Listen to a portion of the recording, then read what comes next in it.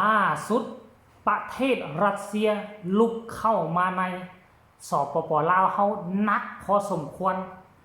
กำลังจะสร้างโรงเรียนสามัญศึกษาห่วมลาวรัสเซียและจะใช้ภาษารัสเซียเป็นภาษาที่สอนอยู่ในโรงเรียนนี้ทักทายสบายดี FC ทุกท่านก็แล้วกันมาพบมาพ้อกันคลิปนี้ท่านผู้ชม FC แฟนคลับเรื่องราวที่น่ายินดีต่อประเทศชาติบ้านเมืองของพวกเราประเทศอ้ายน้องที่ฮักแพงกันมาตั้งแต่ดึกดำบรรพ์เนาะแต่ว่าระยะหลังนี้ได้ห่างเหินกันไปพอสมควรแต่ในเมื่อปี 2025 ย่างก้าวเข้ามาสายพัวพันของพวกเขามันก็ได้กลับคืนเข้ามาเนาะแลกเปลี่ยนบทเรียนไปมาหาสู่กันหลายขึ้นและนักหน่วงขึ้นกว่าเก่าเป็นต้นแมนเนาะร่วมมือกันทั้งด้านการทหารและต่อมาร่วมมือกันทั้งด้านเศรษฐกิจบ่ว่าจะเป็นการสร้างรถไฟเชื่อมจอดระหว่างรัสเซียและกะลาวโดยผ่านสปป.จีนและไม่ล่าสุดเนาะเห็นเพจต่างๆเห็นเพจข่าวต่างๆเอาออกข่าวอึกกระทึกคือโคมเมื่อ1 ชั่วโมงที่ผ่านมานี่นั่นก็คือสปป.ลาวและรัสเซียปรึกษาหารือสร้างโรงเรียนมัธยมศึกษามิตรภาพลาวรัสเซียอยู่สปป.ลาวท่านผู้ชม FC แฟนคลับเดี๋ยวค่อยจะไปอ่านลงลึกข่าวให้ฟังกันแล้วกันเมื่อบ่ดนมานี่ที่นักกระทรวงศึกษาธิการและกีฬาทานกิงมโนพรหมหาไซรองนายกรัฐมนตรีกระทรวงศึกษาธิการและกีฬาหรือสสก.ได้ให้เกียรติต้อนรับทานรัตสุฮานอฟอุตสมานอุดดุลอาซีเยฟท่านผู้ชม MC แฟนคลับหัวหน้ากรมพัฒนาระบบการศึกษาแห่งชาติและการร่วมมือกับต่างประเทศคณะผู้แทนกระทรวงสหพันธ์รัสเซียที่เยี่ยมยามและเฮ็ดเวียกกับกระทรวงศึกษาและกีฬาเพื่อกะเกี่ยมสร้างโรงเรียนสามัญศึกษามิตรภาพลาวรัสเซียอยู่สปป.ลาวมีหัวหน้ากรมห้องกรมสถาบันคณะรับผิดชอบทั้งสองฝ่ายเข้าร่วมในการเข้าเยี่ยมยามครั้งนี้แมนเพื่อสืบต่อจากกองประชุมพบปะทางไกลออนไลน์ครั้งที่7 กันยายน 2025และคำเชิญของทานรองนายกรัฐมนตรีกระทรวงศึกษาธิการและกีฬาเพื่อเกี่ยมสร้างโรงเรียนมัธยมมิตรภาพลาวรัสเซียท่านผู้ชม FC แฟนคลับนอกจากนี้ยังจะได้ขยายการสอนภาษารัสเซียอยู่โรงเรียนแห่งอื่นๆตามความเหมาะสมอยู่นครหลวงเวียงจันทน์และแขวงสวรรณเขตและแขวงหลวงพระบางโอ้ท่านผู้ชมฮู้แล้ว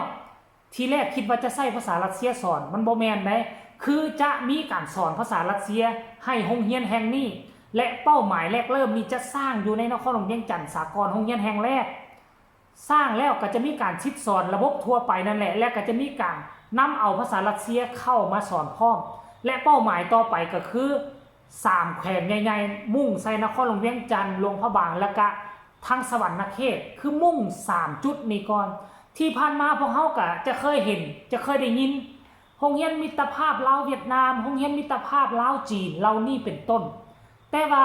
แล้วก็จะมีโรงเรียนลาวเยอรมันซึ่งเป็นโรงเรียนเทคนิคอยู่ทางนครหลวงเวียงจันทน์นี่แหละแถวโศกประหลวงนะแถวทงกลางท่านผู้ชม FC แฟนครับแต่บ่เคยเห็นว่าโรงเรียนลาวรัสเซียซึ่งรัสเซียนี่เป็นเพื่อนมิตรสหายของพวกเขามาตั้งแต่กี่พุ่นคันบ่มีรัสเซียอาจจะบ่มีประเทศลาวปัจจุบันก็เป็นไปได้แต่หน้าแปลกบ่มีโรงเรียนลาวรัสเซียโรงเรียนนี่น่าจะเป็นโรงเรียนแรกมัธยมแห่งแรกที่มีการร่วมมือระหว่างลาวรัสเซียเนาะสมัยก่อนก็จะมีแต่ลาวเวียดนามลาวจีนมาปัจจุบันมีลาวรัสเซียและปัจจุบันนี้มันก็จะมีโรงเรียนลาวเวียดนามอยู่ทั้งเวียดนามอีกตื่มปัจจุบันนี้จีนก็สอนภาษาลาวลาวสอนภาษาจีนอยู่จีนอยู่ลาวและก็เวียดนามก็สอนภาษาลาวเลยปัจจุบันนี้เมื่อก่อนก็มีแต่โรงเรียนลาวสอนภาษาจีนสอนภาษาเวียดสอนภาษาอังกฤษสอนภาษาฝรั่งปัจจุบันนี้มีโรงเรียนลาวได้จะสอนภาษาจีนเวียดนามอังกฤษฝรั่งเกาหลีญี่ปุ่นและก็ภาษารัสเซียภาษาเรานี่เป็นภาษาที่สำคัญหลาย ฮู้เข่าฮู้เฮาฮบ100ครั้งชนะ100ครั้งคือกับตำนานของขุนศึกจีนได้กล่าวเอาไว้ว่าท่านผู้ชมเฮาต้องเปิดใจยอมรับภาษาอื่นแม้แต่กระทั่งภาษาไทยเฮาก็ต้องยอมรับเฮาก็ต้องเรียนรู้ให้ฮู้เกี่ยวกับต่างประเทศให้มันดีที่สุดเวลาเกิดเนี่ยขึ้นมาคือเฮาจะฮู้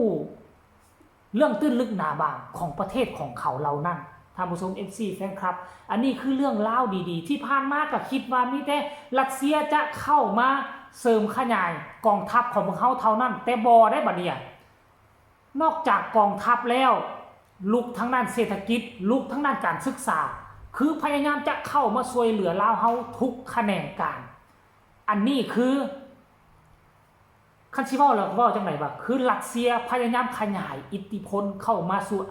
เอเชียตะวันออกเฉียงใต้โดยมีเพื่อนมิตรสหายที่แข็งแกร่งที่สุดคือ3ชาติอินโดจีนแต่ว่าฮักมั่นขนมแกนที่สุดนั่นก็คือลาวเวียดนามและก็รัสเซียเพราะฉะนั้นนี่เพื่อนมิตรสหายเก่าจะบ่ยอมตกเนาะให้เพื่อนมิตรสหายเก่าตกไปเป็นลูกแล่นตีนมือของชาติอื่นแน่นอนเพราะฉะนั้นแล้วมีอ้ายใหญ่รัสเซียหนุนหลังมีอ้ายหักแพงเวียดนามประคับประคองมีพี่น้องจีนซุกอยู่ทั้งด้านเศรษฐกิจก็ถือว่าประเทศเฮาก็เดินทางมาถูกต้องอย่าสู้ไปสนใจเสียงนกเสียงกาลาวบ่ได้อีหยังลาวได้แต่ซ้ำนี่ซ้ำขี้เล็บมือจีนเอาหมดรัสเซียเอาหมดเวียดนามมาเอาหมดอย่าสู้ไปฟังเขาสมัยก่อนก็ตอนรถไฟบ่ทันเปิดก็มีสสสหรือว่าสมาชิกสภาของประเทศนึงน่ะมาเว้ารถไฟนี่สร้างมาเพื่อขนส่งพักขนส่งมีประชาชนลาวบ่ได้ใช้หยังราคาบักแพงๆว่าซั่นบัดโตจริงมันเปิดขึ้นมาแล้วเป็นจังได๋ขนส่งผู้โดยสารทะลุทะลวงปัจจุบันนี้คนจีนมาลาวคนลาวไปจีนคนไทยเขามาเที่ยวลาวคนไทยจะไปจีนใช้รถไฟราคาถูกซ้ำกับราคาปี้รถเมล์โดยสารไวกว่า 6-7 เท่านี่สรุปแล้วสิ่งที่เขาเว้ากับความเป็นจริงมันต่างกันหรือคือกันนี่แหละเขาเอิ้นว่าปากตลาดเดาซุ่ม4ซุ่ม5อันนี้บ่เว้าเด้อว่าคนประเทศใดเอาไว้ซังนี้ละท่านผู้ชมขอแสดงความยินดีและขอยินดีต้อนรับเนาะทั้งรัฐบาลรัสเซียที่จะเข้ามาผูกมิตรสัมพันธ์ให้มูลเสื้ออันดีงามของเฮาสมัยก่อนมันเติมใหญ่ขยายโตและมีมากผลให้ประเทศชาติบ้านอื่นเขาเห็นประจักษ์ตาว่าเฮาเป็นเพื่อนมิตรแท้บ่เคยทิ่มกัน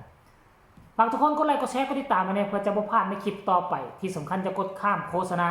พบกันใหม่ในคลิปหน้าสำหรับคลิปนี้สบายดี